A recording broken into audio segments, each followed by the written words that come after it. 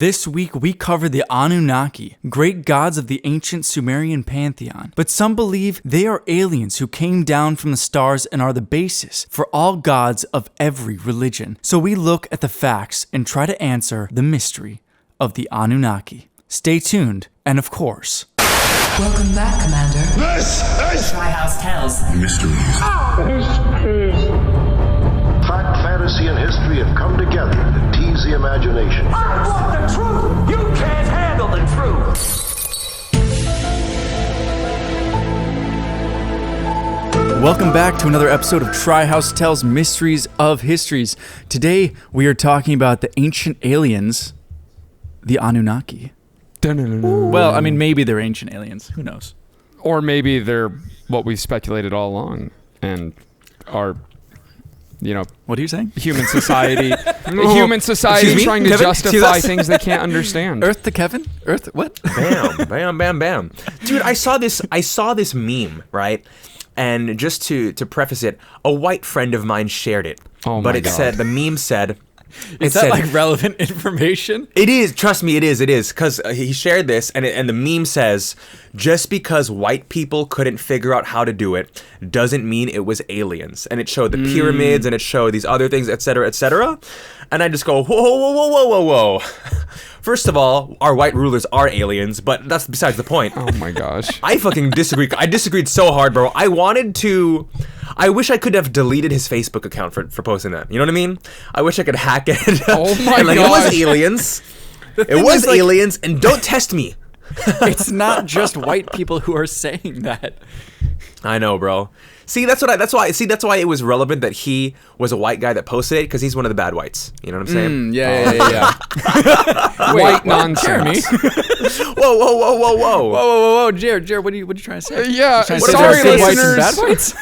Yeah, exactly. What I'm trying to Jesus. say is, okay, and here's the thing too, right? There's two groups of bad whites. There's the ones all the way on the right who are God. racist white supremacists, and then yeah, the ones yeah. all the way on the left who don't believe in conspiracy theories, and they can both go to hell. You know, that's what I'm saying. Yeah. I like the people right in the middle. The people who are sometimes racist and also sometimes believe in conspiracy theories. Yes, dude, that is what we want. Right in the middle. Not too spicy, not too mild. The perfect white that God intended. The people that don't think that salt is spicy, you know what I'm saying? Yeah. They got to get at least to Tabasco, and like they can handle like 2 to 3 drops, you know? Yeah. Jesus. Back to the Anunnaki. So, dear listeners, since we're all here in quarantine, many of us have had way too much time to think. I'm sure I'm not alone when I say that I've spent several hours worth in the last few weeks unraveling the mysteries of the universe and what makes us human, why we exist, and what beings made us. So I began to search the ancient texts of Wikipedia and ancientaliengods.com for answers. These are my findings. Dun dun.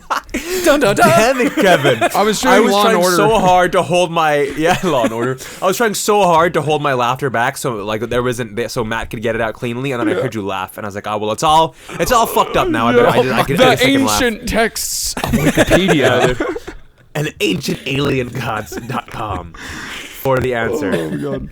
Bravo, Matt. Bravo for that one. Thank you. That's a major win that deserves to be celebrated. Well, I thought we could also do like a little intro on the Department of Defense confirming the 3 clips. Did you guys see those? Yeah. We talked about them last podcast. Oh, didn't we? yeah, confirmed. No, I validity. posted Yeah, it right dude, it's after pretty the last crazy. podcast. Oh, yeah, okay. Yeah, he messaged us in the thing and was like, you guys, and we're just like, oh, fuck, bro. Yeah, so like, I don't know, like this is like big news in the media. Our alien overlords were caught on tape. Yeah. And confirmed. The U.S. government confirmed 3 videos recorded from basically our aircrafts of unidentified flying objects. Of course, they didn't say there were aliens, but they said we currently cannot explain. We currently cannot explain these 3 phenomena. And what's the craziest part about this whole thing is not that the government confirmed 3 unidentified flying objects. It's that the coronavirus is still being talked about more than our government confirming 3 unidentified flying objects. Like, I know, dude. That's what I was thinking too. Nobody. It's not a big deal. I didn't see any fucking memes of Justin Timberlake for "It's Gonna Be May." Like, our world is in disrepair. I don't get that reference. Neither do I. Wait, really? No. Oh my god, dude! Don't explain year. it. Don't explain it. All right. This one. Hopefully the listeners know. Hopefully the listeners know that it's gonna be May memes. But yeah, you guys can look up the clips. The reason that there's other clips that have been leaked by several people that were inside the government. But these were 3 that were officially acknowledged by the government as they could be released to the public and they could be honest about it, because some of the stuff that was leaked before could have identified weaknesses in our own military aircraft and stuff, so they couldn't be public. It couldn't be public knowledge before, whereas these 3 don't reveal any weaknesses in our own military, so they were fine by releasing these to the public. But yeah, I know that like these unidentified flying objects are on everyone's mind, so we thought we would cover a theory of our alien overlords, who created us and who are the ones who are probably visiting us right now. Anunnaki. The Anunnaki. Sounds kind of Japanese. Anunnaki. It's like an alien breed of sumo wrestlers. oh my god. The Anunnaki. Oh, yeah. You see, I'm in the circle. Yeah. Jesus, we are all about the memes today. Love it. So who were the Anunnaki, and were they the aliens that were maybe in these clips? Well, to answer that question, we need to start at the beginning, in Sumer, ancient Sumer. I believe it's Sumer. Is it Sumer? I'm like 95%, sir. Really? Let's just call it summer. No, I'm just kidding. All right. Well, in Sumer, Sumer was one of the first human civilizations in a stretch of fertile farmland called Mesopotamia. This grand civilization grew and prospered from 6000 BCE all the way to 600 BCE. The first writings were found here in the form of cuneiform tablets, a wedge-like alphabet, which you've probably seen in museums. And the first of these tablets dates back to 3000 BCE. The people of Sumer, called themselves the Black-Headed Ones. And the king himself of Sumer once wrote that he was the, quote, pastor of Black-Headed Ones. They were a complex people who fashioned pots, feathered headdresses, copper plates, and gold necklaces, and recorded much of their history in this cuneiform. Now, this all might sound natural for any civilization to have these things until you realize that this was the first known region to have developed all these cultural treasures. This civilization gave the world modern calendars based on the lunar cycle, sailboats, canals, irrigation systems, the wheel, the plow, basic geometry, and the measurement of time.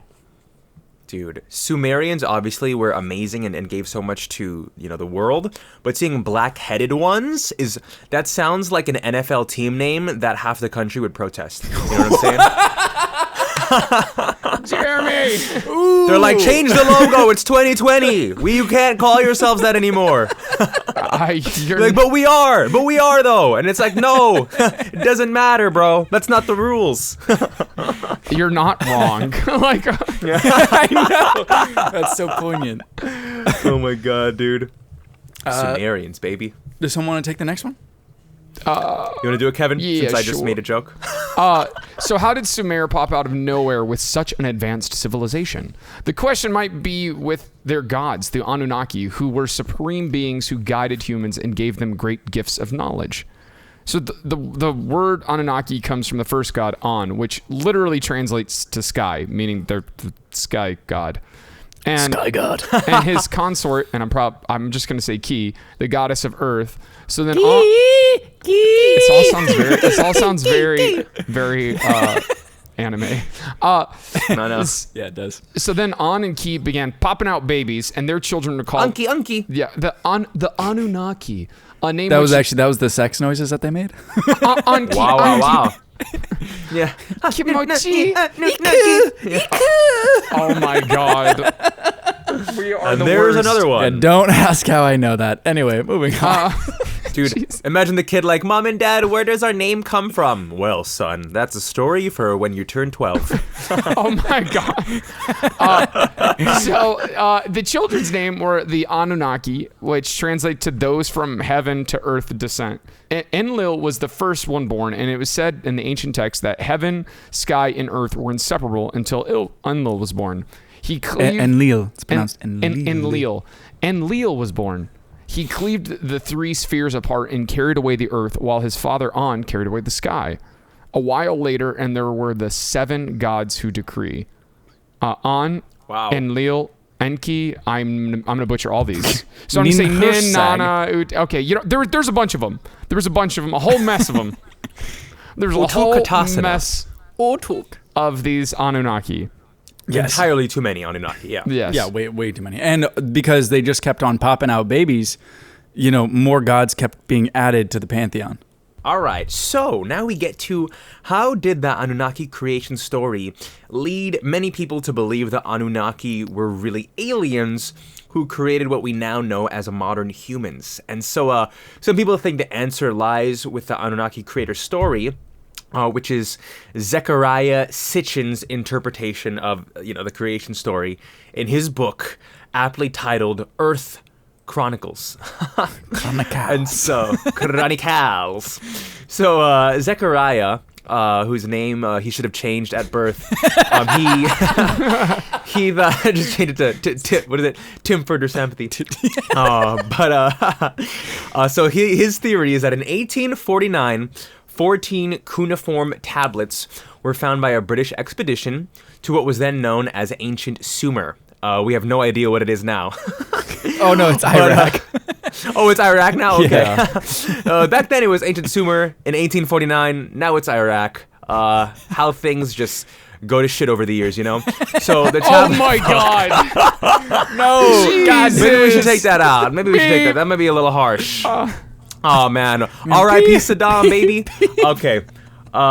Just back that up really quick. Yeah. Beep, beep, beep. Saddam Hussein was an Arabian hero. The tablets were then God, Jeremy. later translated. Jeremy, No, you know what though, move on, bro? please. Hold on, bro. I'll tell you. I actually, dude, when I was Uber driving, I had a dude from Afghanistan who worked for military intelligence.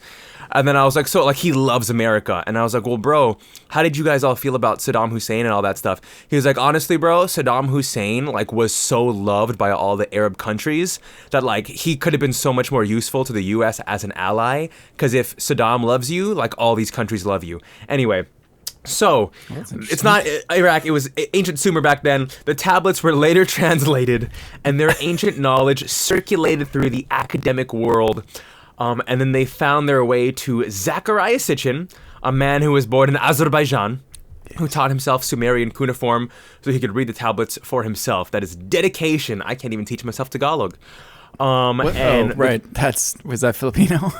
Yes, sir. It's that Yes, pigeon sir. language The most popular one. Whoa, dude. Everyone knows that pigeons go like this. So that's wrong, Kevin. That's very wrong. God, Kevin. Insensitive. And so Pigeon language is only freaking what? Was that just like Nikola Tesla? yeah, Nikola Tesla, bro. Nikola Tesla speaks pigeon, bro. Oh my god. So the tablets wrote of the father of all beginnings, or some god who began the world. The first 2 tablets tell of the Anunnaki's home planet. This is where it gets good, folks. Nibiru. And who these supremes bear. Okay, Nibiru, all right? A couple brewskis. Knocking a couple brewskis back. Nibiru. Oh my gosh. And who the supreme beings were, and they described their home planet as being several times the size of Earth, with red rivers and lakes. Is that blood? Is that indicative of iron oxide? Probably the second one, but I hope it's blood. We destroy all of our enemies and put them in our river. So their home planet, it apparently swings by Earth every 3,600 years. So maybe you saw a shooting star, might have been Nibiru. But according to the tablets, Sitchin, Nibiru's atmosphere began to deteriorate and become hostile to all life, and that's why the Anunnaki had to leave Nibiru, and they traveled to Earth so they can mine one of our elements, which was needed to save their planet, which is gold, which is all on my neck, all on my chain. And You're bling, the third bro. tablet, the bling bling, bro, the bling bling. What can I say? I listen to a lot of rap music. The third tablet tells us of the 6 days of creation on Earth, which some people believe this was not necessarily the creation of Earth, but the settlement of Earth by the Anunnaki. And so that's the kind of, the origins of Earth as just looked at through the lens of this myth.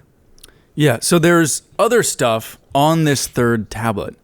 So they apparently, and this is all according to Sitchin, who interpreted the third tablet. Meaning it's up for speculation.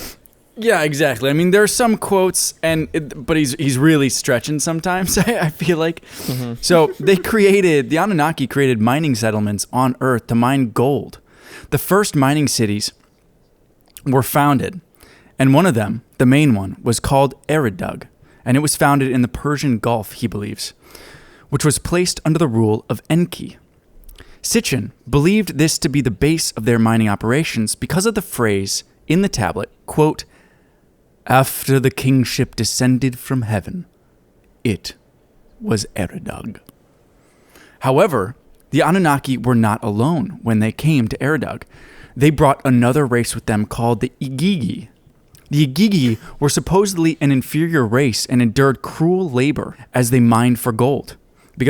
And he got that from this quote, "When the gods, man-like bore the labor, carried the load.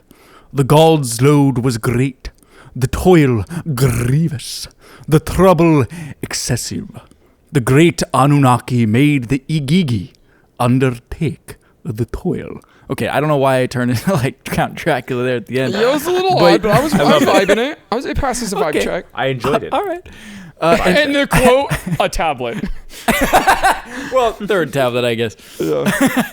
So, centuries passed, and the Igigi... Yeah, wait, what's up? Never mind. I just had a thought. Like, you might even get in this, so you just go. Okay. Centuries passed, and the Igigi apparently rebelled against their masters, thinking that they could take them. But they were defeated, almost destroying the Igigi race. Oh. So, I mean, their entire population was decimated. So without a workforce, An, the father of Enki, gave Enki charge to create a new race of beings to use as a workforce in their stead. One that was intelligent enough to complete complex work, but not intelligent enough to rebel. The result was a hybrid between the native ape race of early humans and the Anunnaki themselves. This union was called Homo sapiens. Dun dun. Dun, dun, dun. Whoa, whoa, whoa. So we're just made to do shitty work for aliens. Yeah, dude. Okay, so yes, exactly. The tablets called these first men the Adamu, which in Hebrew translates to Adam or man. The gods put these new humans to work for them in Eridug to mine gold for their planet. Funnily enough, the Hebrew word for worship, avad, literally translates to work for. The plot thickens, and the evidence deepens. So, the humans served under the Anunnaki, and in return to, best do their jobs, the Anunnaki taught them culture and technologies. A nice little gift for the measly worker humans. For the plebeians. Yeah, for these plebs. So what they did is they took a few of these men and made them kings. So the rulers who were to act as a go-between between the humans and the Anunnaki, because we all need a good middleman, And when they first that's made just good business. Well, actually, no, it's not very good business. You can't deal with all these idiots. You got to kind of funnel through somebody who has a little bit more going on up there. And then when they first made humans, Sitchin suggests they were made sterile. They're shooting blanks all over the place. And I mean, they're just dumb humans. So boy, did they shoot a lot, if you know what I'm saying. But as, demand grew for labor, what we could use a bunch of little ones who run around doing the work for 12 cents an hour, and they re-engineered humans to be able to reproduce, and that was the birth of child labor. And China. Yeah. Oh my god. It's like, it's so funny because, like, you can't beat Walmart on price. So, like, China is like the Walmart of the world. And also everything in Walmart is made in China. So it's just this crazy, not everything, but a lot. What a cycle we're in, And it all comes back to the Anunnaki is my point. And so this, making humans able to reproduce was a mistake.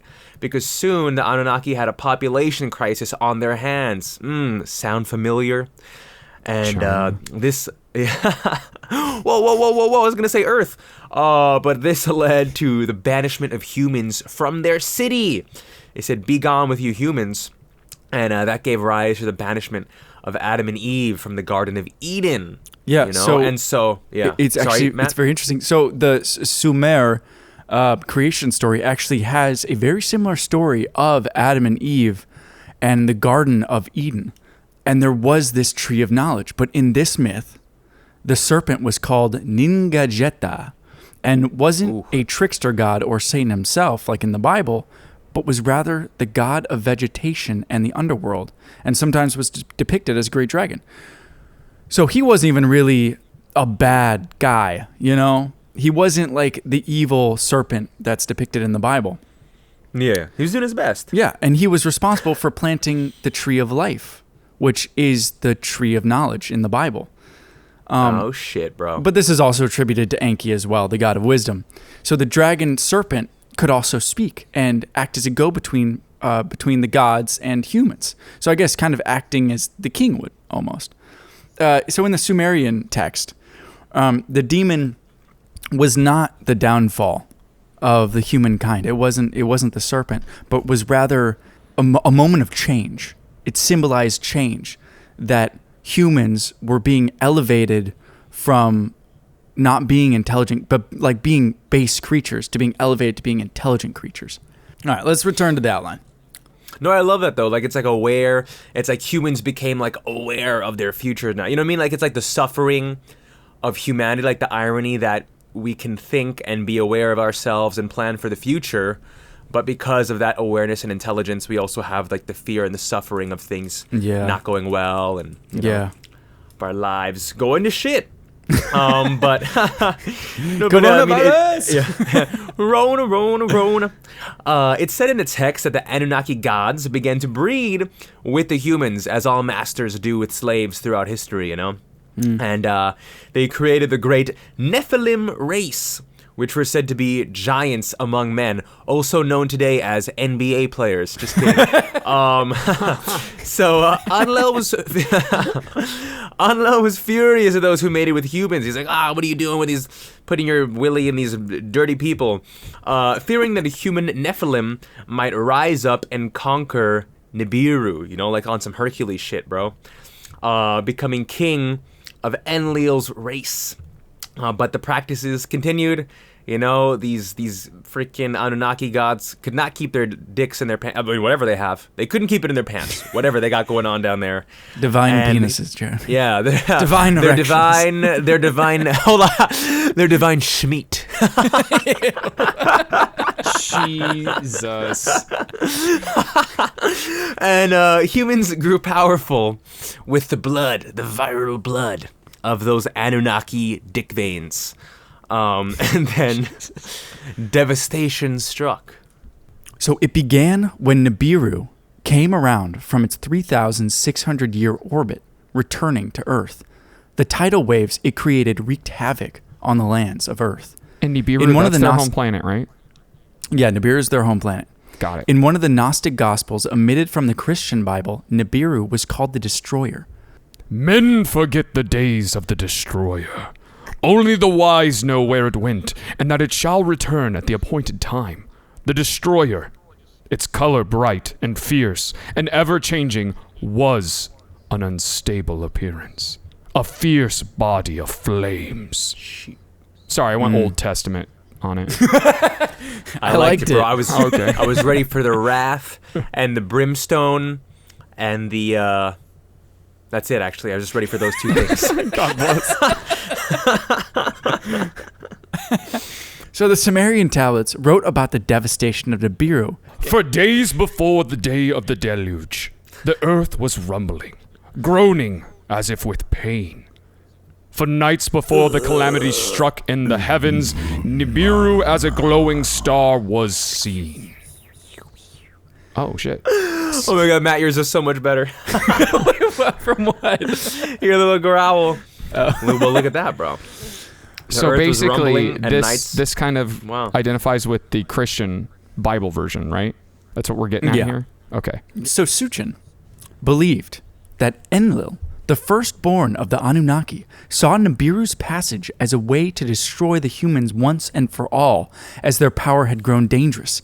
Yet even as Enlil left Earth, many of the Anunnaki stayed behind to brave the coming storms. The tablets described a terrible scene as Nibiru grew bright in the sky. Then there was darkness in daytime, and at night the moon, as though by a monster, was swallowed. The earth began to shake by a force before unknown.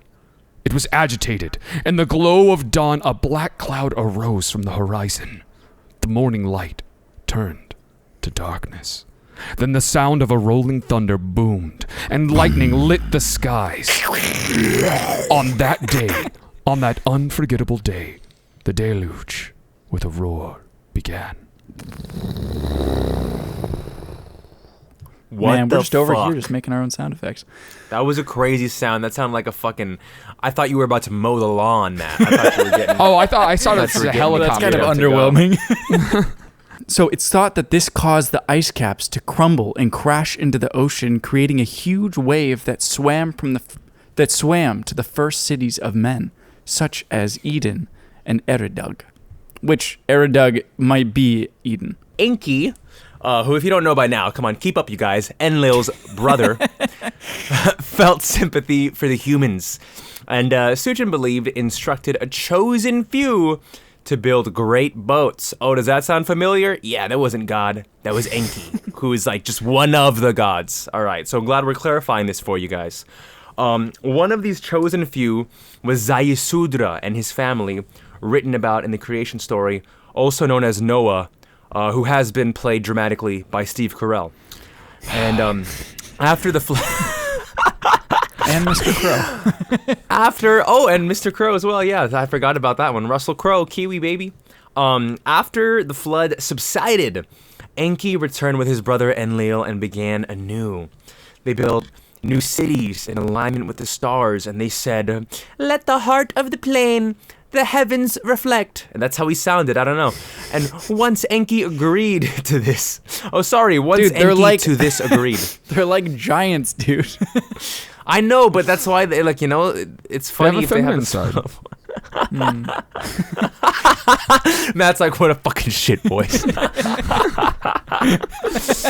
All right, take two. This is how Enki really sounded.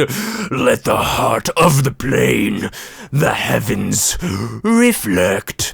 He got a little peaceful there for when he said reflect. Yeah, it was cute. And so Enlil from the skies of distances took measure. I don't know what that means. Let's go to translation, Matt. I don't know, man. That's just ancient talk. You know what I'm saying? Oh, okay, so that's really what they meant. But soon, the Anunnaki left for unknown reasons. Maybe they finally mined enough gold and were able to return to their planet. But some people believe that when Nibiru comes back around and passes by Earth, that next 3600 cycle, the Anunnaki will return and establish rule of their slave race again. And you know what? Just while I'm here, I should mention a quick little thing I saw. Like, there's a book on Amazon, and it basically is just all about the conspiracy theory that 2022 is when the Anunnaki will come by and dominate Earth again, and we'll have our apocalypse. It's 2012 all over again, and somehow it's connected to the Greys. Yeah, but if it's 2 years away, wouldn't we see it by now? I mean, it's 2 years away. I mean, fudge, bro. But I don't also, know. how does this thing return? Like, I don't understand. How close is this planet returning to us, or this meteor, or whatever the hell it is? Yes. Yeah, is it in our solar system? We is it will in get the Milky into Way that. galaxy? Okay, there we go. So now we're going to get into the evidence behind this theory of Suchin's. So what is the evidence? Well, actually, there are a few facts that add some validity to his claims. For starters, gold might actually help restore an atmosphere. The answer lies with gold nanoparticles, which can actually repair the ozone layer by shielding the Earth from much of the sun's radiation. So gold is also used by NASA on their satellites to protect the inner circuits from harmful rays. Now, what of Nibiru? Is there evidence that there's a 9th planet out there just past Neptune? Because that's what people believe. But actually, it's more likely than, it's actually pretty likely. Both Neptune and Uranus both have strange wobbling paths through the solar system that can be explained by a very large 9th planet in the far reaches of the solar system. In October of 2017, NASA published an article called The Super Earth That Came Home for Dinner, which proposes a 9th planet and the likelihood that there is one just waiting to be discovered. Quote, there are now just 5 lines of observational evidence pointing to the existence of Planet 9, said Konstantin Battieg, a planetarian astrophysicist at Caltech in Pasadena, California. If you were to remove this explanation and imagine Planet 9 does not exist, then you generate more problems than you solve. All of a sudden, you have 5 different puzzles, and you must come up with 5 different theories to explain them. I hope that's how that guy sounds. Also, For real. how hard is it to discover if there's a 9th planet? I don't understand. We've got telescopes and things. Well, if it's so far out there, dude, we just started discovering dwarf planets that are in the outer reaches that are even further past Pluto. Yeah, dude, if it has such a large elliptical orbit that it takes 3,600 years to orbit the sun, which is vastly more than even Jupiter or Neptune, then yeah, it's going to be really far away. And the sun's light, think about how many objects are out there. We have an entire asteroid belt that separates the terrestrial planets like us, like the inner planets, like Earth, Mars, Mercury, Venus. And then we have an asteroid belt that separates Jupiter, Saturn, Uranus, Neptune. And then I believe that there's a whole shit ton, millions upon millions of asteroids that are floating out in the outer reaches of the solar system. And among those asteroids might be this planet. Damn, bro. So there's so much shit out there that, yeah, I think it'd be very, very hard to find a planet when, the sun's light is struggling to reach them. So that planet won't be illuminated. So Suchin's theory doesn't really look that strange when you take this into account. And the strangeness about the ancient Anunnaki gods only grow. The idea of gold, having that effect on an atmosphere, not so strange. The idea of the Anunnaki existing at all, still pretty strange. But also, yes, but a planet that's that far away from the sun, how could that? You know what? I'm not going to question it. I'm not. No. Are you going to ask how does that sustain life? How does life grow on a planet that is going to be frigid? How do they heat up their nads to get the spermies flowing? That's what I'm thinking. Yeah. You know what? I'm just not going to question. Just because we couldn't exist there doesn't mean other things might not be able to.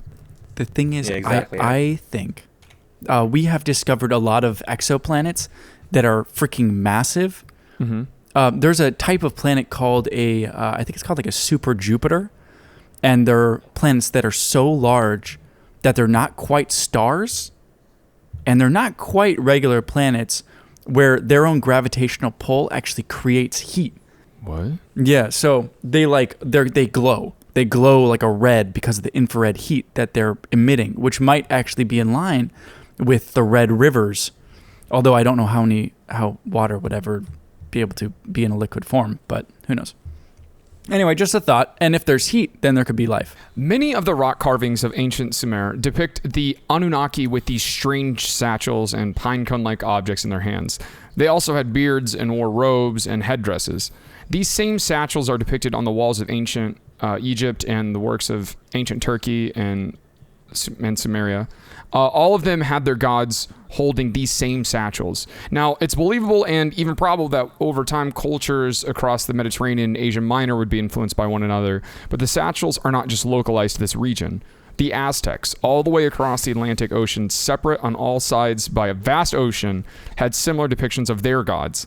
Their gods too held satchels in their hands, had beards, and wore headdresses. It is less believable that the Anunnaki gods influenced the Aztec, unless you factor in that the Anunnaki were aliens and had mining facilities across the globe. And So why were these guys carrying around pine cones then? Water, seeds, or offerings? What were in the satchels? Kits with advanced tools, battery packs to power them, breathing apparatus, or, alien magic? Most likely. These are all interesting questions, but we're not likely ever going to get an answer until Nibiru comes again, as none of the ancient texts describe the contents of those satchels or what the hell those pine cones were. So they could have been anything, but they all, like the Aztecs had the same depictions of those satchels and the pine cones. And they also depicted the gods with beards and headdresses, just like the gods in Sumeria and Egypt and Turkey. It's like all, like, it is believable that the culture could transfer across the Atlantic Ocean, but that's like, I don't know, it's hard to believe. Yeah, but it is weird though. It is something. It's like they were obviously visited by the same thing, so it's just the question is, what are these things? Are they some kind of advanced humans who were able to make people believe they were like gods, or are they aliens? But then, did I tell you guys about this? There's an account. I love this guy on YouTube. He does these accounts of ancient civilizations meeting other ancient civilizations. So there's an account of Cortez meeting Montezuma, who's the Aztec king.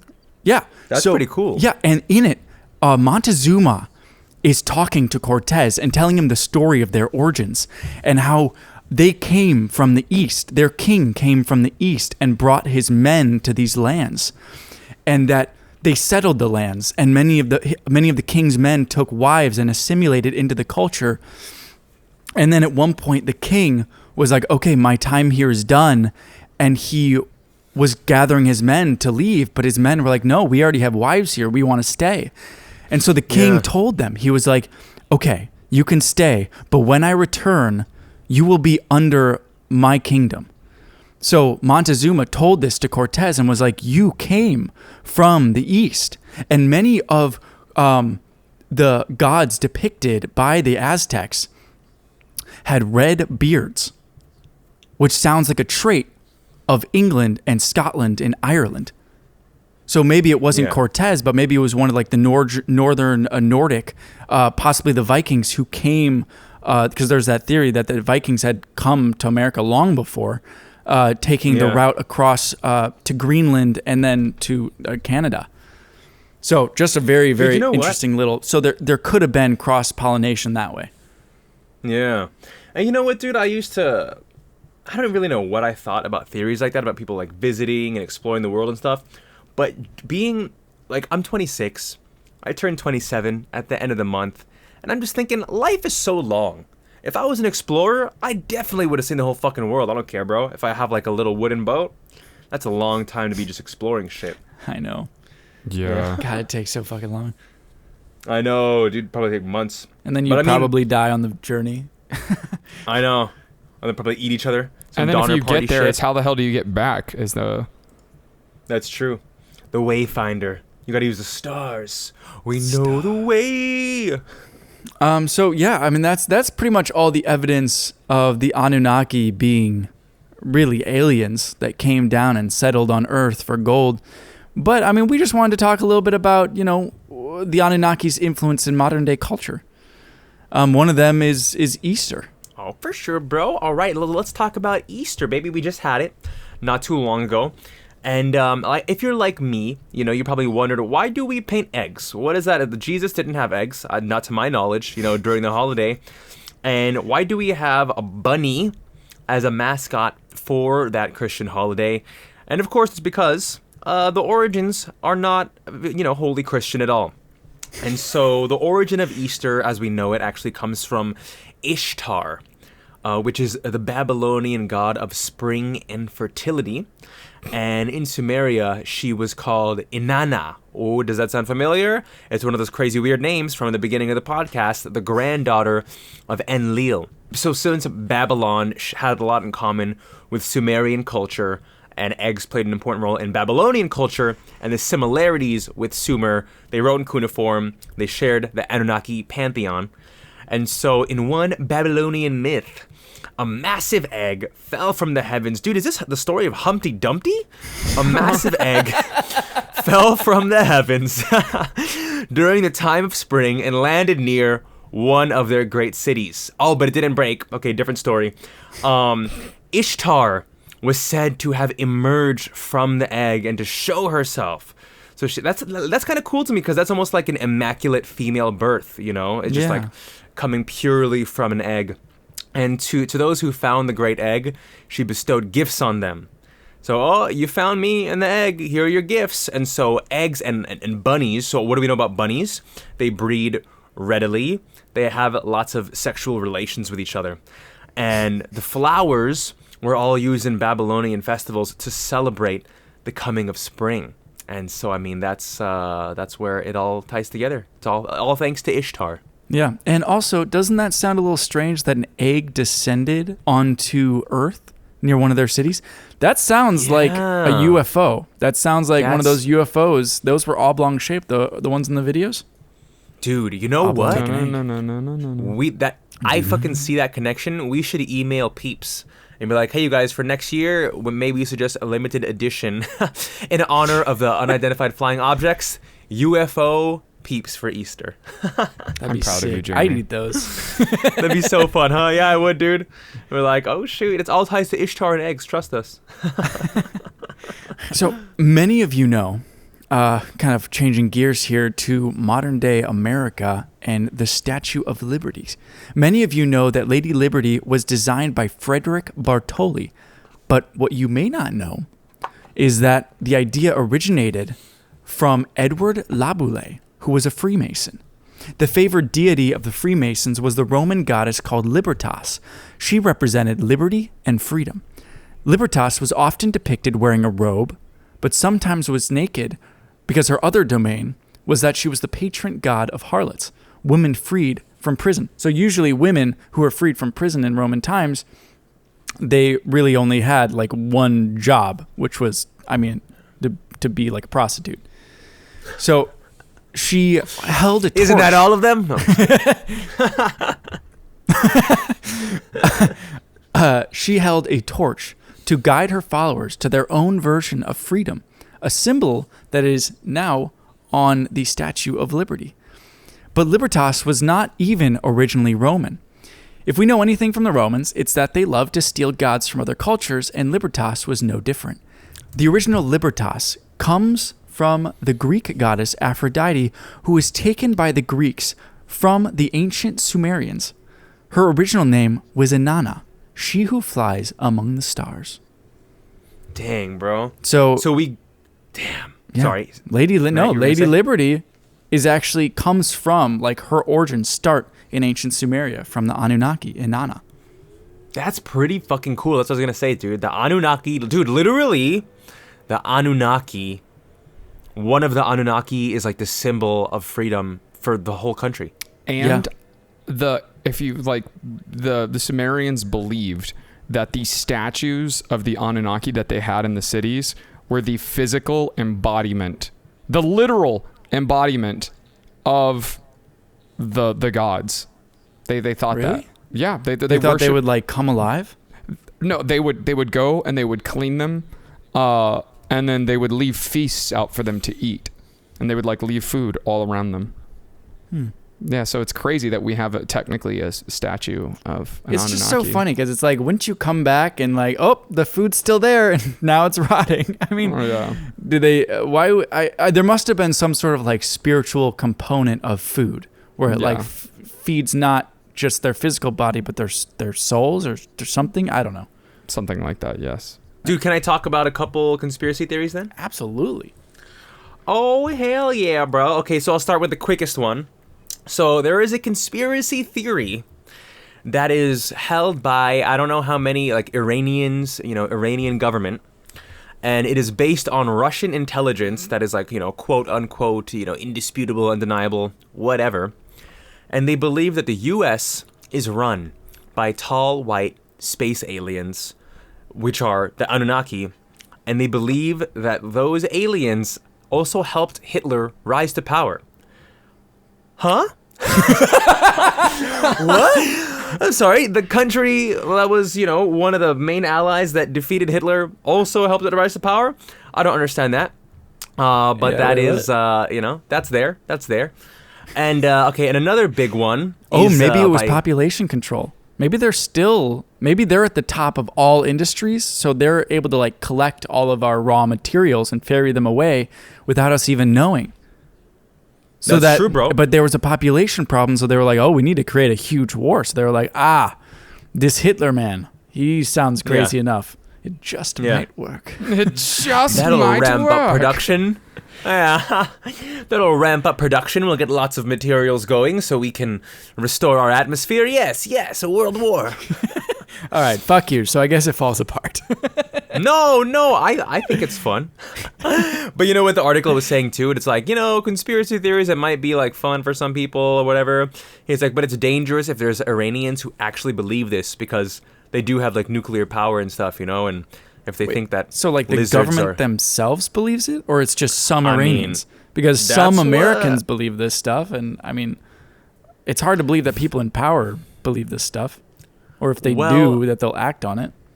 Yeah, I mean, the article's from 6 years ago, so we're probably fine. But it did make it seem like it's like official intelligence, like official Iranian intelligence. Oh, that's weird. Yeah, but of course, because they're trusting Russia, which of course Russia is, Oh God. crazy. See, Well, they just love Trump spreading waving- misinformation.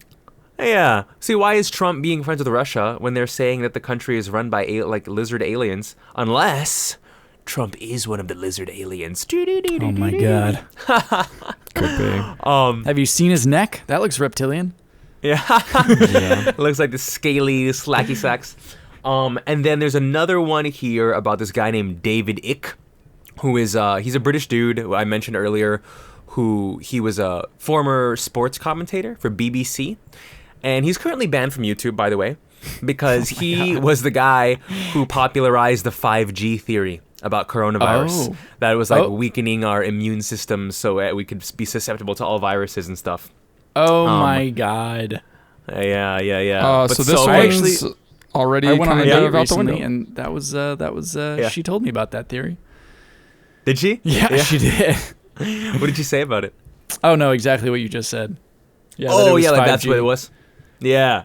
But I mean, and so what David Icke has said about it's a bit of a long quote, but he goes he's like, they are among us, blood drinking, flesh eating, shape shifting, extraterrestrial reptilian humanoids with only one objective in their cold blooded little heads: to enslave the human race.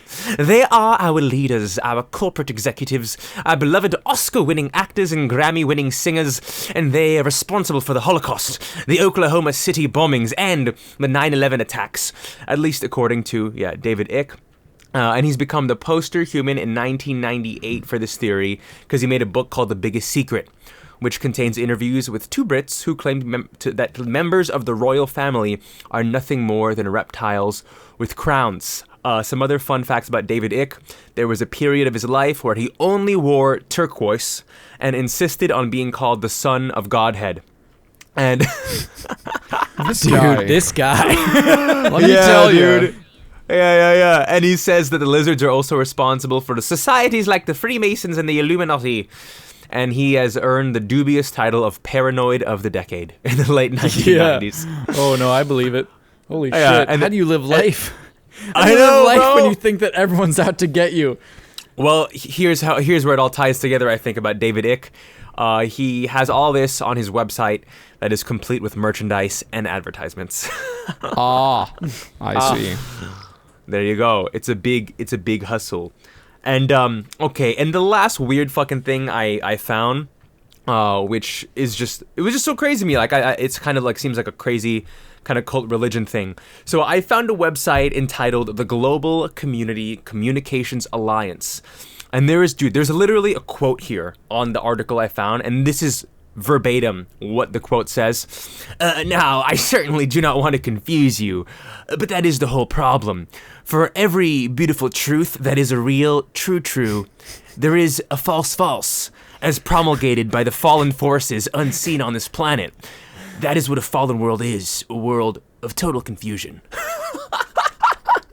Oh man, just that's kinda- actually I actually kind of vibe with that, with all like the fake news and shit, and like news outlets just like doing the false. Yeah. Like You it's a know, dance dude, move.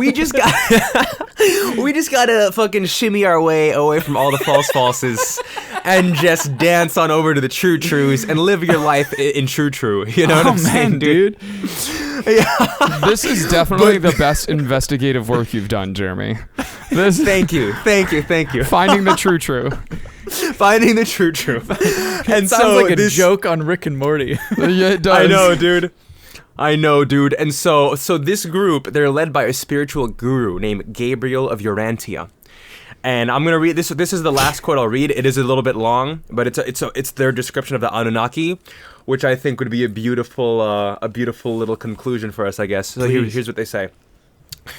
The true Anunnaki are actually humans who decide not to walk in the way of the Creator, but in their own will instead. Interestingly, the fallen planetary prince, Caligostia, was called Anu before his fall, and in contemporary times, the Anunnaki of the past are called the Lost and the Demons in fundamentalist Christianity, the Red Dogs by more contemporary Native Americans, the Archons by the Gnostics of Egypt, the Serpent Gods in the Far East, Central America, and other places, the Chitauri, the Children of the Serpent by the Zulus in Africa, the Snake Brothers by the Hopi of Arizona, and the Zuni of New Mexico, fallen Fourth Order starseed in continuing Fifth Epochal Revelation, and the Jinn in the Islamic and the pre-Islamic world. So you know what? Say what you want about Gabriel of Urantia, but he knows what everyone calls these fucking Anunnaki. And Dude, then none of that made any sense. And then in the rest of the quote, he goes, "These multi-millions of people with higher intellect and a desire to obtain the material things of this world and who choose to take a path off the true Tao become like the Borg of Star Trek, following the will of the unseen but ever-present devil of this world, who the Urantia book identifies as the secondary Leninonidic son called Caligostia, who fell in the Lucifer rebellion to a primary Leonidic son called Lucifer. See in the Urantia book, papers 53 and 54, about the Lucifer rebellion. So the Borg and the Anunnaki are the same. Oh my god, this keeps going. Oh yeah, bro. Only two more sentences. Those who will walk mechanicalistically as robots, following the will of these two deceivers. All thinking they are following their own will, which is the will of false liberty. Well, they walk in the kingdom of rebellion, not in the keep kingdom going. of God. There it is. It's done. I gotta say, there is something that can be said about this guy. At least he knows that there are intelligent beings, and he is not one of them. He is not one of them. Bro, you know what I said? I read all of that. I read that thing, and I looked at their website, and I just thought to myself, well, okay. But that's something that exists. It's like I was lost, and I was out of religion, and I just found my new faith, baby. Yeah, baby. See me in church, Gabriel of Urantia. You'll see me there. I'll be donating lots of pennies to these endeavors. That none of that made yeah. sense. Yeah, no. Yeah. Oh. And so, I mean, that's the Anunnaki. Man, I don't even have a theory. Like, this has been a crazy dive into, like, history and the interconnection of everything for me. You know, I feel like I might need, like, a few seconds to process. Yeah. I just want to call bullshit on all of this conspiracy. That's my theory. Yeah. My theory. Fuck the Anunnaki. It doesn't make any sense. Like, Why did? like, okay, they're advanced enough to come down from their planet that we still cannot find to this day to mine a resource, but they don't have the technology to just mine it themselves. They need the most inefficient labor, which is just like, you know, humans just digging. Like that's like why couldn't they build robots or something? Yeah, they're advanced enough to come here and advanced enough to leave. It's not like it was a one-way trip for them. They came. I mean, to be honest, they could be like us, where like our level of technology. And then, Nibiru passed by Earth, and we've been able to get to the moon. We're able to get to the Mars technically right now. Like, imagine if the planet came close enough to Earth where they were like, okay, we can escape to Earth and mine Earth and then head back to Nibiru in 3,600 years. So their technology might not have been so great because they're not going across solar systems. They're staying within the solar system. I don't know. And then how could the Nibiru survive here? If the planet is so different. Those satchels, baby. Or maybe the only way I could speculate it is if they're like, oh shit, the planet is going to be uninhabitable in 100 years. So they devoted the last 100 years to all their technology was devised to get to a new planet, be able to survive there, and get the materials to save their planet. Yeah. But then, then why aren't there remains of these Anunnaki? Like, if so many of them came over, or like, what happened to the people? Like, it's. But that's the thing. People believe that the Anunnaki bred with humans for so long that Anunnaki and humans share Anunnaki blood. Then why didn't we have they better are us. technology early on? Like, I don't understand. Like, probably because the Anunnaki didn't want to give us the technology because they still were our lords. Bro, don't you remember last week we did, bro? We had the Antikythera thing, but it just got lost in the ocean for hundreds of years. And think about how much other Thousands. technology that was ancient. That was made in 200 BCE. This was all happening in 3000 BCE. Imagine what happens to this technology. It's either buried or it's, crumbles to dust. I don't know, man. I don't know. My theory, if you're done, Kevin, are you done? no. Oh, okay. And also, how could they fear Absolutely us? not. Like, I don't understand. If they had the technology to come here, at the time we were so primitive. I don't even think the longbow had been created. We probably just had like the short bows. The longbow is where like the weapons like really started to be able to do a lot of damage, right? Or am I crazy? I don't know. I don't even know military science. I don't know. Or the compound bow. Sorry. But yeah, like our weapons were so primitive at the time. There's no way they could have possibly feared us. Unless, they could have like wiped us out. No, I think they feared because the Anunnaki were starting to breed with the humans, and Leal was furious about it and was like, hey, you guys can't do that because by breeding with them and having babies with the humans, their descendants will be smarter. Will be more intelligent because the Anunnaki were more intelligent. He's pretty much saying like you're gonna fuck up all the genetic engineering that we did by breeding with these humans and making them more intelligent by giving them our vast intelligent traits. I don't know. And also, how the frick did they return to Nibiru? Like, how did they get back? If I don't. Well, also, I don't know. I don't know, man. There are too many questions that have been left unanswered. I think too much of this is speculation. I don't know. All right, guys. great. So Kevin doesn't know anything. Not really much of a surprise there. Wow. What else is new? Go drink your fucking Maker's Mark, you unemployable lush. Oh man, I wish I could. That was it. That sounds nice, huh? Yeah, it does actually. Yeah, so my theory is I think it's I don't know, man. I want to believe. But I want to believe too. So I'm going to believe. I believe that, yes, the Anunnaki are really they're the foundation for all of our gods. Haven't you wondered how did we even come up with gods? Maybe because gods did exist, at least in some form. Gods that were really aliens, that came down 400,000 years ago and took us from being apes. Jeremy, you don't believe in evolution. This is the answer. They genetically modified us. Fuck yes. They genetically modified us to be modern humans. That's why we haven't found the missing link. That's the reason. I believe in the Anunnaki wholeheartedly. No. Okay. Yeah, that's my theory. Boom. Yeah, that they did it. Dude, let me think about I feel like the idea of the Anunnaki currently ruling, like that the U.S. is run by them, and like the reptilians that run the world, I don't believe in that. And I know you did your best to explain how the planet could cross every 3,600 years. My little brain can't comprehend it, Maybe there's no Anunnaki blood in me, because I can't make sense of it, but I do just love the idea of them as aliens, though.